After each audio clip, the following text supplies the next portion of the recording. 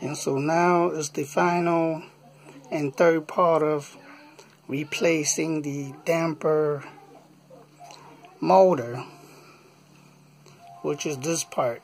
I got the new part in now. And so I'm going to turn the switch on and to see if it works. As you can see, the door is opening, or the damper is opening. The green light is on, and voila, you can see the frame is on.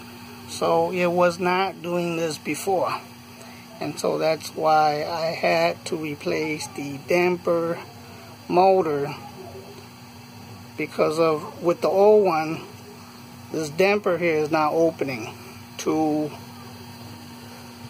push on this switch. When this is, the door is open, there's this spring here pushing onto a switch to let the furnace know that it's calling for heat and then for it to be working. And so now I guess it's done. I know I have skipped some step because I'm alone and I didn't have anybody to take video of it, so I took what I can.